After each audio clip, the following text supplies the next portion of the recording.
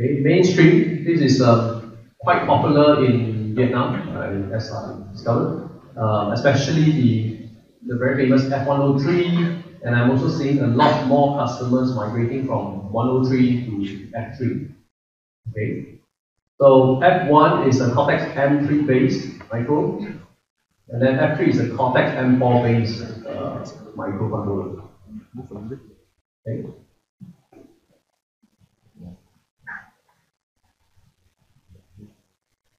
So, and then we have, of course, our very famous ultra-low power family. Nowadays, when you have all these IoT wearables, sensor nodes, and all this, a lot of them that requires very minimum power consumption. Okay, the ultra-low power series is the one that is gaining a lot of popularity. Oh, and by the way, we actually brought some giveaways later. Some questions, and if you manage to stay awake and understand, some of the key points. Okay, we have this one. Okay, this one first. It is actually a fan NFC, where you can actually change the content of this this display here. Okay, I think Pawan is here. He's actually the EEPROM product manager. So I think there's actually an application where you can change the content of the display. Okay, so if you like your job, I'm not too sure whether it supports a Vietnamese character. Okay, then there's another one, also quite interesting. So of course, this is actually based on STM solution, okay, but battery not given. Okay, and then there's another one also quite interesting, which is a small alarm clock. It's powered by STM32 L0. Okay, don't need battery, just put a bit of water. Okay, you can actually power up this little clock. Okay, so we have like 6-7 sets to give away.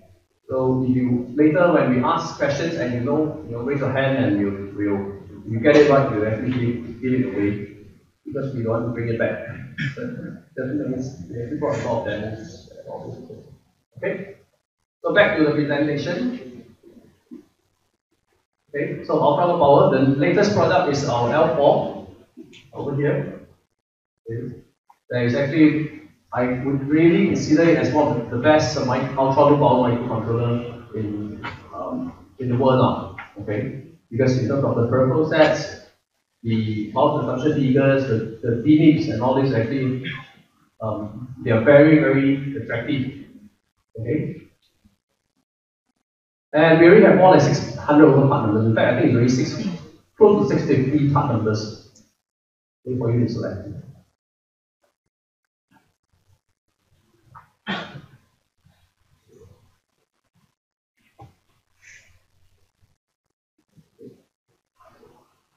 Okay, so just a bit on the ultra-low power.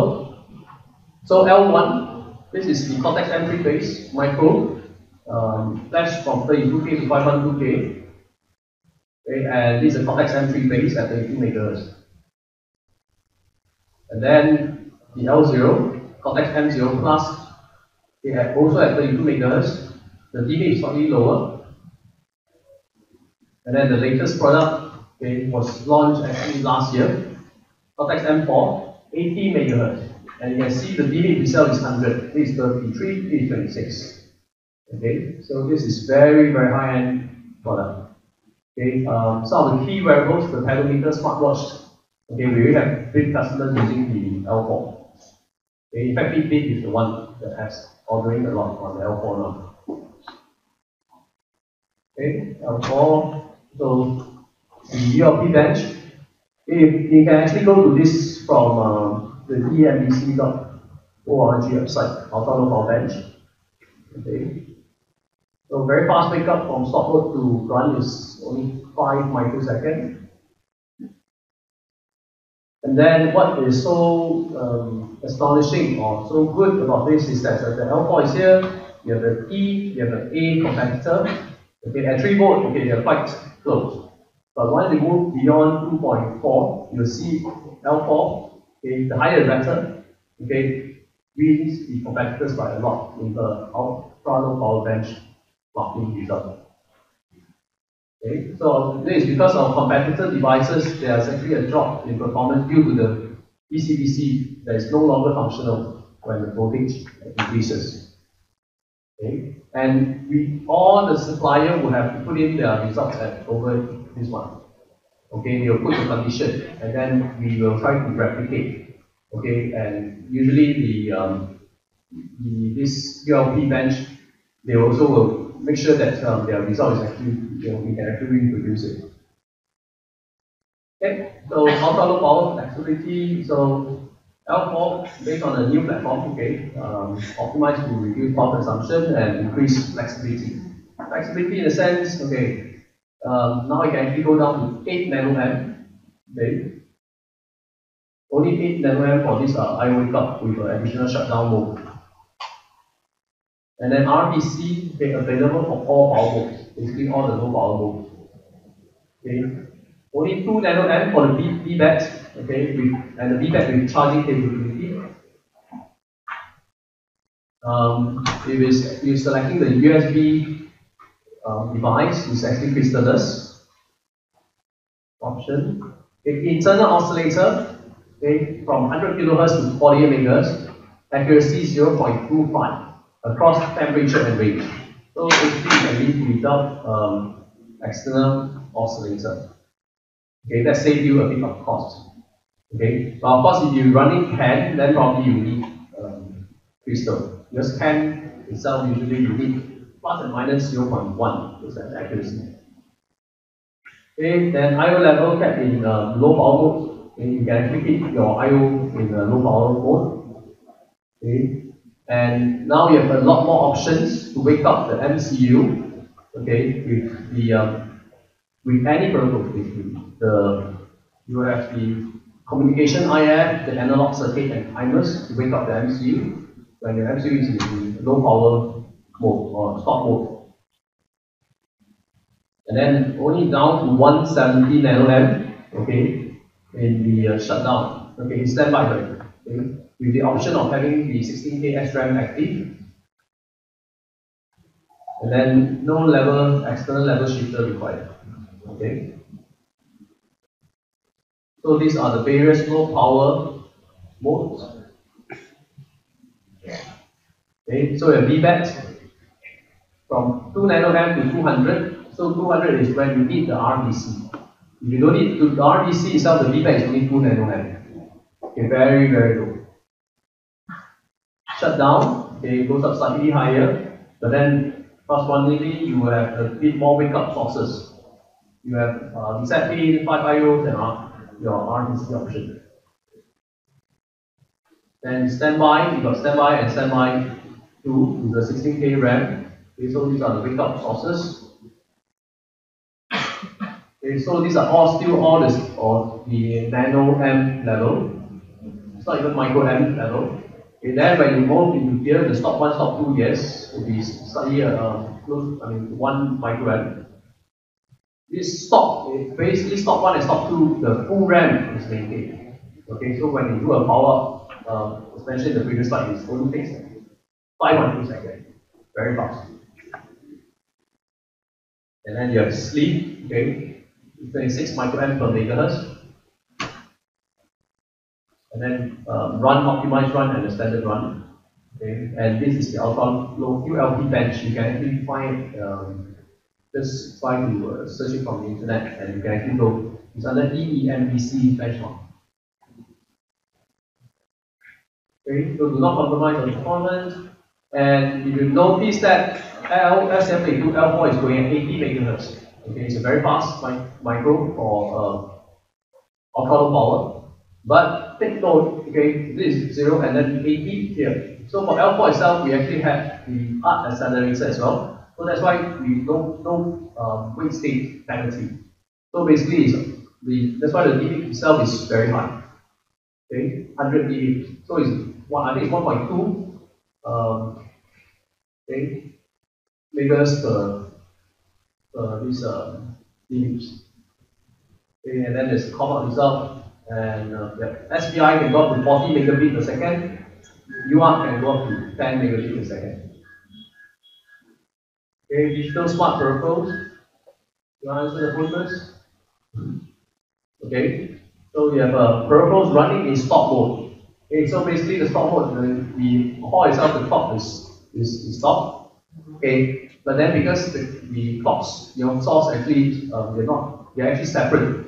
So when your MCU is in stop mode, okay, you have some of these low power UARTs, I2C, and the low power timer can still be running. Okay, as a source to wake up your MCU.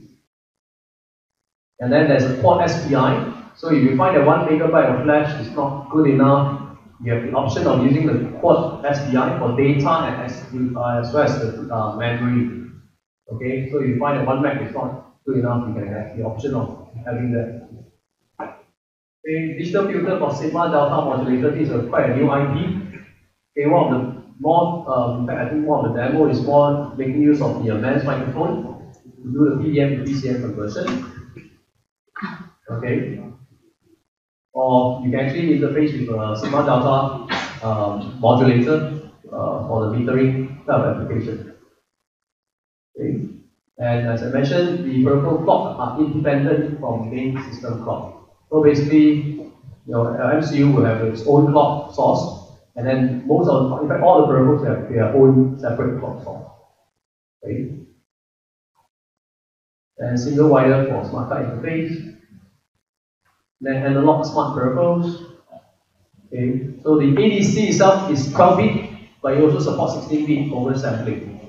Okay, it's still a standard SAR type of ADC, and you have the option of going down to 20 microamp. Okay, at 10K low sample per second. Okay, and of course, if you want it, you can actually move it up to back to 5 million sample per second. Okay, so that's actually way under 1 microsecond conversion and data acquisition. Okay, this is the hardware oversampling to support the 16-bit and support both single and differential inputs. Okay, 2 op-amps, okay, we build in program gain amplifier. Okay, 2 12-bit DAC, DAC. So some people use it for debugging purposes, running some external ASIC. And this is also available in stop mode. Okay. Comparators also offering in terms of low power mode. And then there's now the internal voltage reference, okay, programmable and can also be used for external reference. Okay, so this integration of, you can see, a lot of nice, interesting peripherals, and the size is very that it can actually able to go down is very small. In fact, it's around 3 by 3 mm. But I think this is actually a CSP package. Okay, but of course we also offer the standard PFP. Okay, you get more into a standard industrial related application. Okay, so these are some of the typical use cases, metering. Okay, segment display LCD. Okay, usually metering you don't really need. In fact, I've never really seen a standard metering that has a PFP LCD display. So usually a segment display with enough anti-tampering pin. Okay, SPI1 or FDIO for wireless interface, the RF COM portion. Okay, quite, in fact, a lot of serial COM, like SPI, USART, UART. Okay.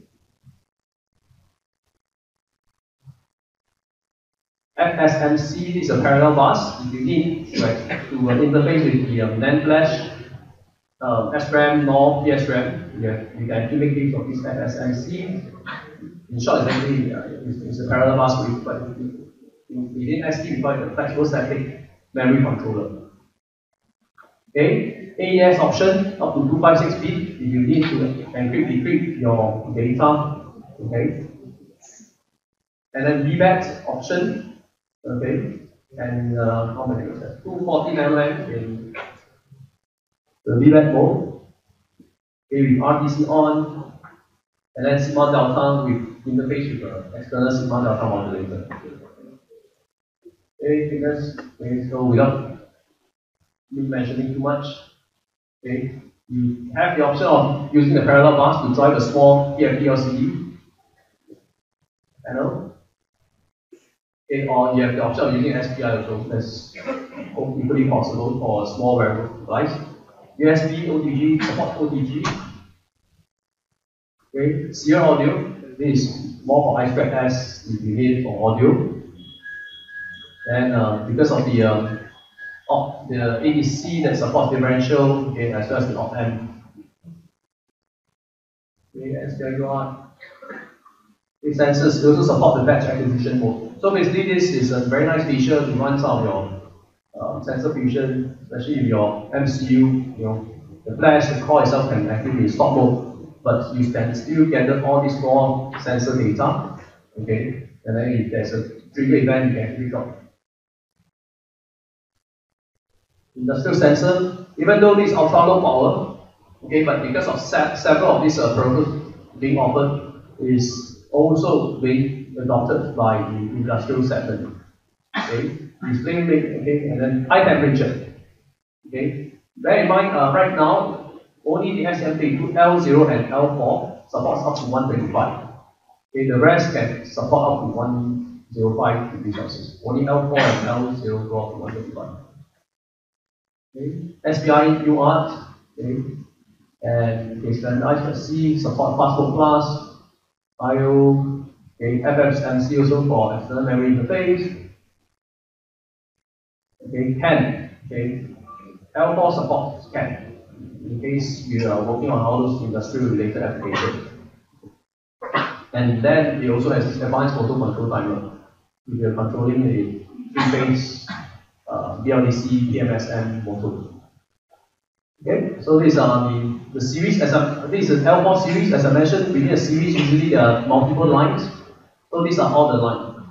Okay, so what you can do is select what you need. If you need, the standard display LCD will probably be this few line. Okay, so that's how you actually zoom in and select a particular line, and then what package and what flash size you need. Okay. As here they do F mainstream MCU, it is very popular in Ho Chi Minh, okay, especially the F1. Okay, but slowly I'm actually seeing a lot more customers using the F3 also over here. Okay. Yeah. F72 megahertz. And then F0, if you don't need F1 or F3 kind of performance, but you just need a system controller, where previously you were using a say of 16-bit microcontroller, and you find that okay, I'm getting tired, but you think that you need better performance or better roadmap, okay, because some of these proprietary 8-bit micros, they don't really have anything similar, but then it's like a complete migration. Okay. So F0 is usually quite a good candidate. Okay, in fact, today's training is actually based on the F0. Okay, and making use of the STM32 MX. So with this, you can actually make use of such knowledge, and then you can actually upgrade to the F3.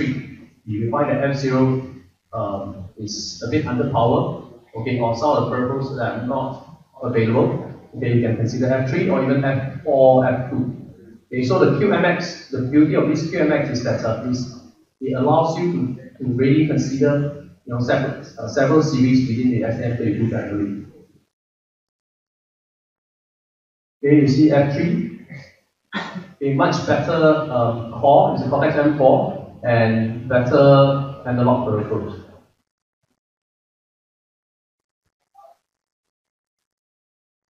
Okay, even the core mark itself is higher for the F3. Even both are actually going at 172 megahertz. Okay, so this is something that I just for your product positioning purposes. So say you're actually very familiar with 103, okay, it doesn't mean that you will always have to consider 303, because 303 is slightly higher, but in fact the analog that it offers in the F303 is actually much higher, much more.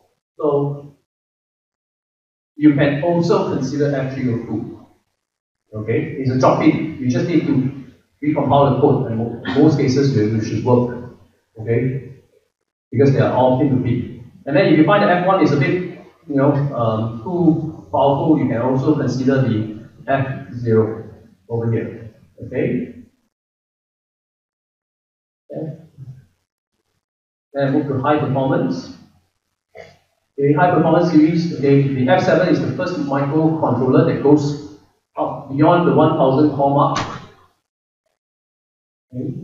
So we have F4, F2, also quite common in popular in Vietnam, as well as the F7. Okay, F7 is the one that goes beyond this 1082 core mark over here. And then the F4608 and then F2398. So these are high performance. Basically, what it has actually is much higher operating frequency. As you can see, this one is going at 120 megahertz. Okay, and then this is like 180 and this 217. Okay. So these are the high performance series. Okay, F2, okay, F4, and then the F7. Okay. So F4 itself has quite a nice spread of product for your evaluation. Okay. Even though, okay, if you look at this one, the 401, 410, 411, these are entry level, but we are having a lot of success stories with this for some of these high performance kind of a system controller or a sensor fusion hub. Okay, for this one. Okay, it's quite an interesting device because this actually been optimized to run, synthesized to run at high operating frequency. This can go up to 100, but very low power consumption during run mode. Okay, this is like 100 microamp level. Okay, whereas all these F4F or the rest of these F4 are going at 200 plus microamp, or double in fact, in terms of the power consumption during the active run mode. Okay, F7. So basically, the motto is being smart is not about brain size, it's about connecting the right amount of neurons at the same time. So, okay. So STM32 is built on a new state-of-the-art ARM M7 core, and in fact M7 and M4 they're actually sharing the same instruction set. Okay, but what makes the F7 that is really stand out is having a more intelligent way of combining and interconnecting the right features around the F7. Basically, you're trying to optimize the overall bus and as well as the peripheral. Okay, you see, it's 120 megahertz, 180 to 216 is actually quite a small jump, but in terms of power itself is high. Okay, and you can actually performance either from flash or even from external port SPI flash. Yeah. Okay, so these are the part numbers or the series. This is the S7 product series, and then these are the line. Okay, so if you notice, okay, apart from a bigger flash size, 2 meg, you see this one, the FPU. Okay, some of the F7, the new one are actually double precision floating point unit now. Okay, so if you are doing a lot more filtering where you need better accuracy in terms of your flow, okay. Now F7 is the one that has this FPU that are double precision now. Okay, the first generation of F7 is single, this one. Okay, X7, X5, these are single precision. Then the new one we're having all the double precision. Okay, so you can have all this high-end audio processing that is of even better quality now. And there's also the PDSI in the new device here. Okay. More display. In fact, we have a demo here on 469 that showcase the PDSI for COTJ display. Okay. And 469, okay, in fact, F7 might be a bit too high for most applications. And if you need something that has a nice display on a very compact interface, you can always consider the 469 or 479. In fact, the difference between 6 and 7 is that 7 has a crypto coprocessor. Okay? And 469 is the first microcontroller that embed the EPDSI display. Okay, EPDSI. This is more for if you just need a small VGA resolution kind of screen. Well, in fact, we're actually doing very well in the smartwatch. Because for watch itself, you don't need a big screen, right? So a small one. You're probably looking at 2+inch kind of a small screen. So you do not want to have a full LCD controller that will usually take up more than almost 28 pin. But with this BP display, it only takes up to 6 pin, and you can have a serial VGA display, small one. Okay, you're not even driving the standard SPI. Okay, so you have a BP, and of course you have support SPI for data and execution of memory, or for your data program. Okay, so being a microcontroller, but then with graphic capability, what's important is actually the Chromat accelerator. Okay, because there's a demo with these Chromat features, okay, with and without. So you can see, like, because this actually what it does is it handles all the frame buffering, pixel conversion, image copy. Okay, so your MCU itself, the MCU core itself is not loaded to do all these graphic manipulation. So as a result, you can have a higher quality rendering, smooth transition, and motion fluidity. So one of the examples is actually like the watch, the typical watch, you have a second hand, tick, tick, tick, tick, tick. So if you have a digital display, if you are slow, you'll see that the one portion moving faster than the needle. I mean, the needle itself is not going to straight. Okay, if you don't have some form of accelerator. So you'll see your needle is like, it's like broken, basically, your second hand. Okay, with this, we solve very much most of the problem. So, and with F4 and F7, you can have like a one chip solution, okay, that has some of this camera interface, audio processing, quite a abundant of third-party voice recognition, graphic library, software package, and then sensor fusion. So all just to be done by a microcontroller. Ecosystem, this AST, apart from having a lot of our own software, we don't work all by ourselves. It's very common to find third-party solutions, be it open source or even from some of these paid third-party vendors. Especially if you're working on some of these industrial applications, usually the better ones are the third-party solution. Okay, like some of these smoke bars, PAN protocols, and all this usually are from third parties. Okay, but then for ST we have like a ecosystem, the library for USB as well.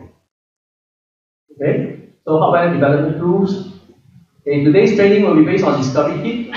Okay, but in most cases nowadays we are pushing more customers to use the Nucleo.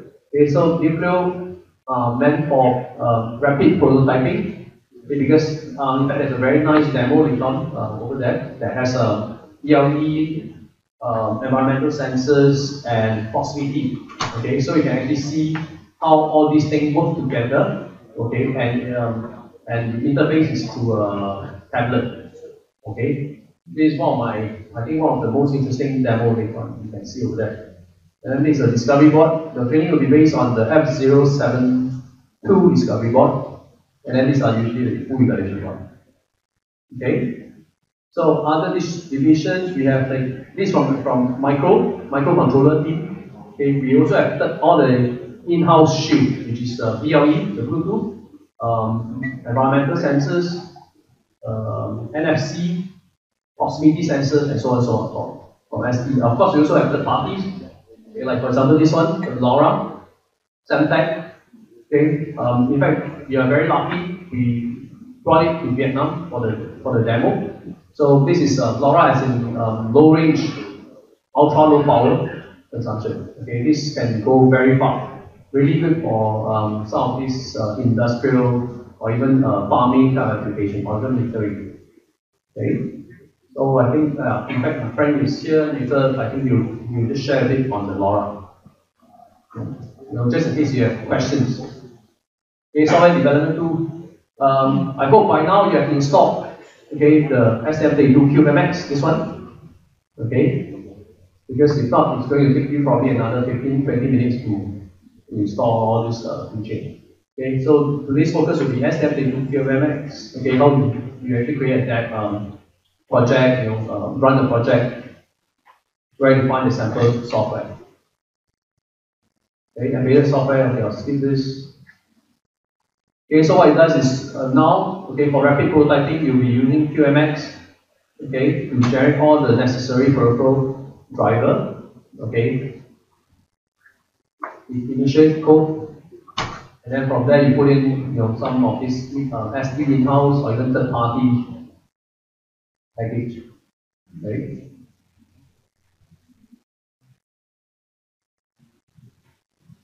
Last but not least, okay, if you have a nice tablet, okay, and you'd like to find out more about STM MCU, you can install this application, the STM MCU Finder, in either your phone or either your Android phone or your Apple phone or your tablet.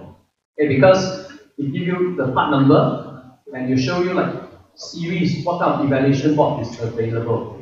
Like if you're let's say interested in the F4, F7, okay, you can go, there's actually one particular menu, you click evaluation board, you select F7, it will show you all the evaluation board. Discovery, nuclear, and evaluation. And then if you're looking at part number, MCU part number, it's actually the first icon here. You can short find the part and it will show you the pricing also, indicative pricing. Okay, so it's good if you have a project and you need to understand, what's the price difference between an F2 and an F4. Okay, that is probably the best tool. You don't even have to go to ST, the sales or the team sometimes.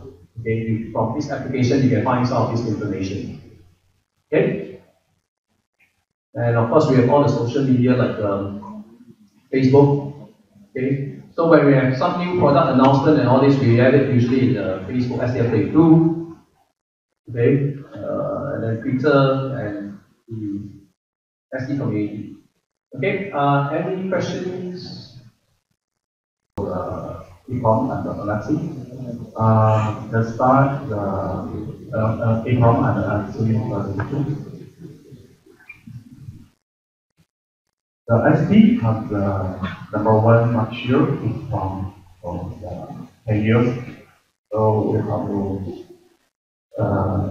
last year we have the 25% mature. So the many bigger customer use EEPROM.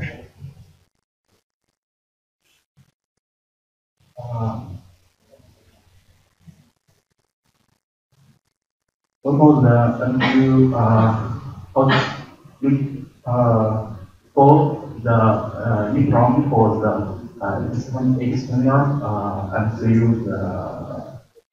memory? So if you want to more times the program cycle, so you will need the EEPROM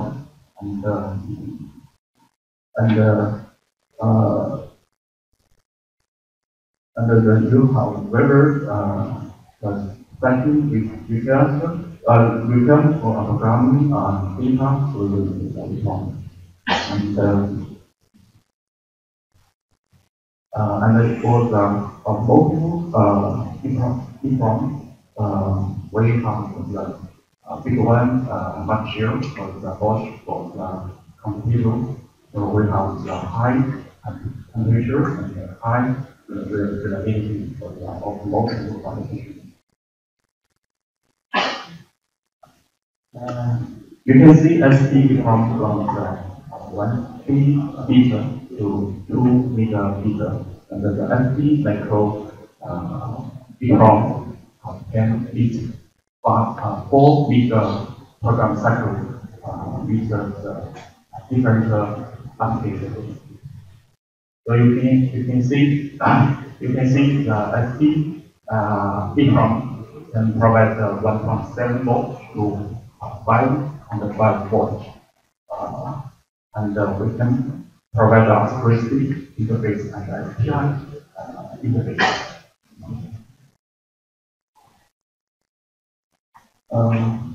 Let's go through the ST LFC solution for the data system. LFC technology is the neural communication Well, the review of factor is it will be able to exchange the data in short time, maybe 1 second or 2 seconds.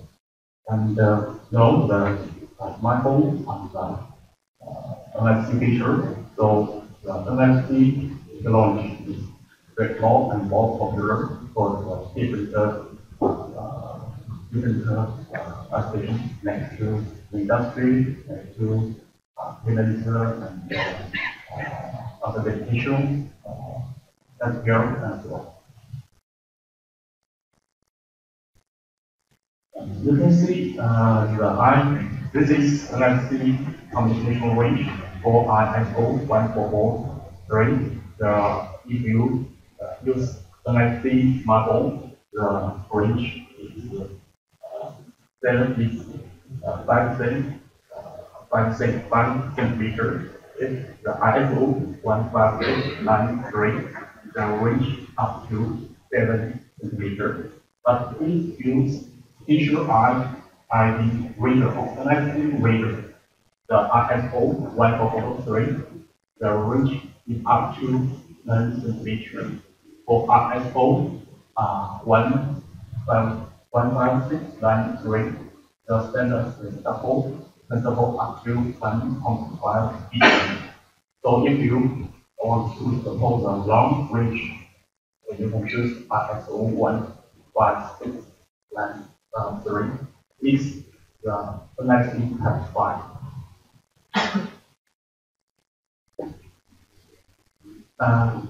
There is ST NFC protector. You can see the first one is NFC pure type. We have the STM32 the protector. You can see the memory size from 1K to 1K, 5K, and 64K feature. The next is the NFC diameter type. The NFC diameter type has accuracy. The accuracy can communicate with MCU, so you can use the MCU to push the data with the NFC type by the accuracy base. Then you can use the NFC form of NFC rate get the data by the so it's the diagonal type. So the NFC diagonal stack provide a low-cost NFC solution for the different protector for the different application. The last protector is the NFC transceiver. ST has the ST32 SS and the CR95 SS for the NFC reader activator. ST NFC reader can support the top of the standard next to ISO 14443 A and B, ISO 15693 and the SPINTA and Macbell from these you can use ST NFC computer to get to communicate with every NFC and ARM ID type. The next is IC dynamic type architecture. You can see there is MCU, and connect with the by the RC. So we can provide Unix driver of code and formula with STM, and we can provide in-depth library. The in-depth is NFC data exchange format, and we can provide the ICE based on the Android, so you can develop different application to communicate with the SD and parameter types.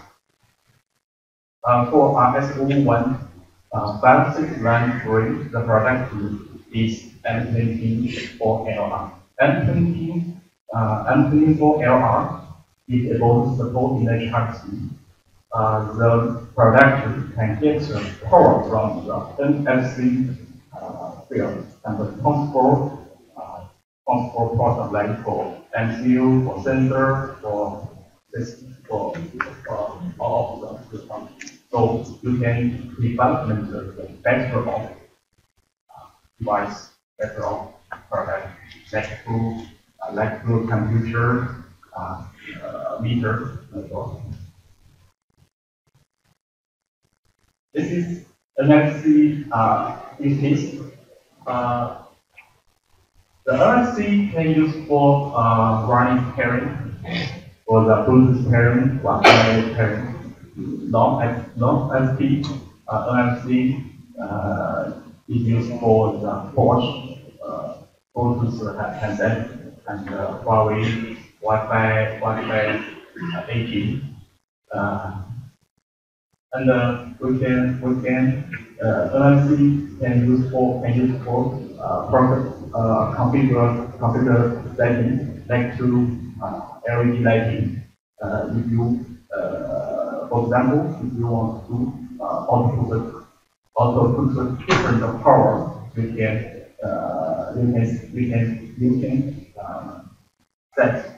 setting the different settings and different configuration into the down NFC type to get the LED level. So far, the same thing all wrong. All this is customer choose SP dynamic type for the LED driver. And NFC can use for the data download. Now the Timex smartwatch use the SP NFC for the data download by the NFC smartphone. I will show you the product next slide. The NFC is used for logistics. Now, for the medicine, for food, for the clothes, so many customers the big NFC tag on the medicine, on the food, and everything. It's used for tracking, management, and store the manufacturer information into the tags. For the transportation, if you want to tracking the temperature and the handling standards, you can use the tag to embed the tracking fighter, so you can get the temperature, you can get the different standards. You can see here is the environment sensor.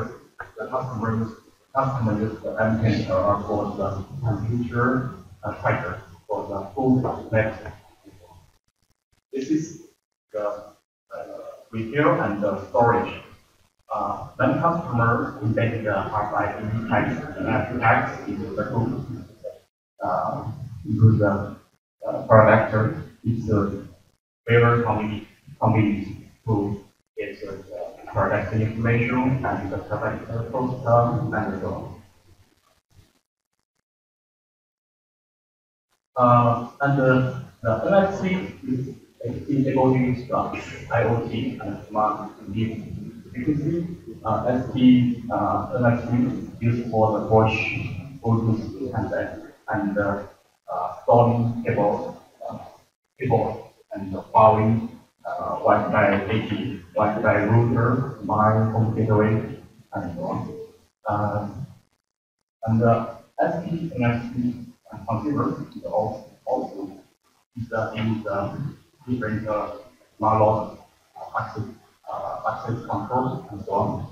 for the China, for the European, the power meter, water meter, gas meter, also use the SG sound effect or MFC transceiver for the reader program, reader the speaker, and download the speaker.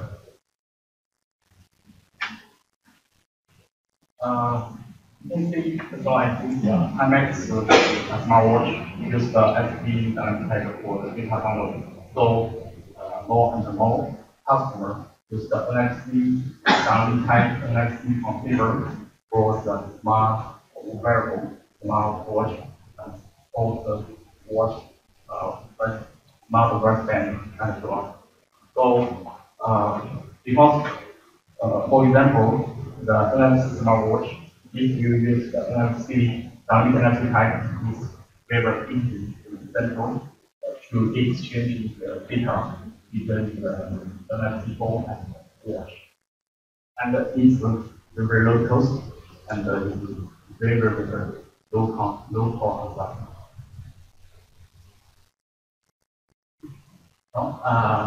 For the automotive, you can see the NFC can be used for the carrying, Wi-Fi carrying, for the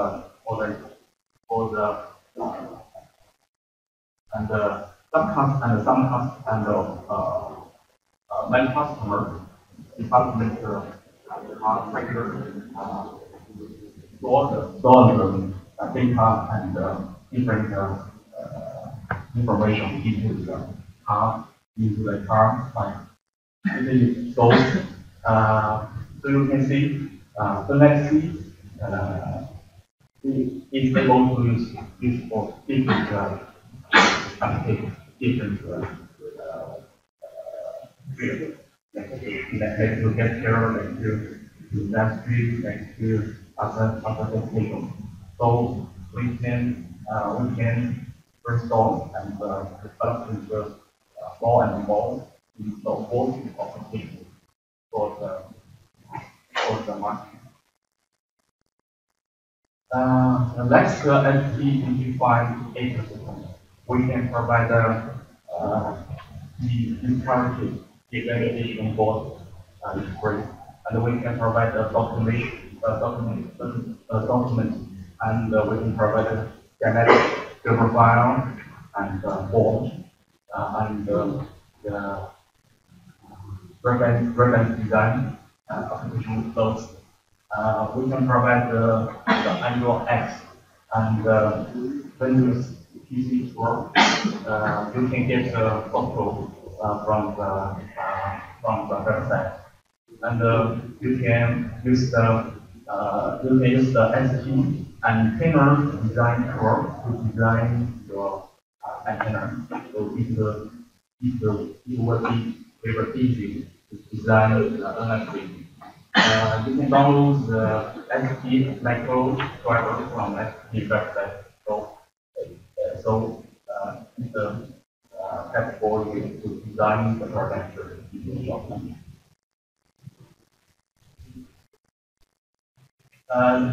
So far, ST can provide this evaluation board. MCU LR, carry, and MCU support. This is NFC transceiver currently, and new mirror code. So you can apply, you can also apply. This is for your project, for your design. I want to share with you antenna design course. Actually, for NIC design, the antenna is very important because if you have a good performance antenna, so the NIC performance will be very good. So ST development the speaker antenna on the website. So you can input the antenna size, antenna strength. You can get the antenna design guide. Just just copy into PCB video one. So it will be very easy to develop NFC antenna.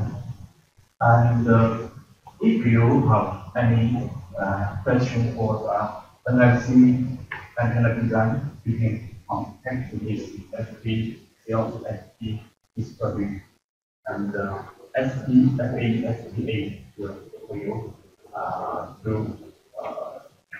understanding that. Then it is equal to my presentation.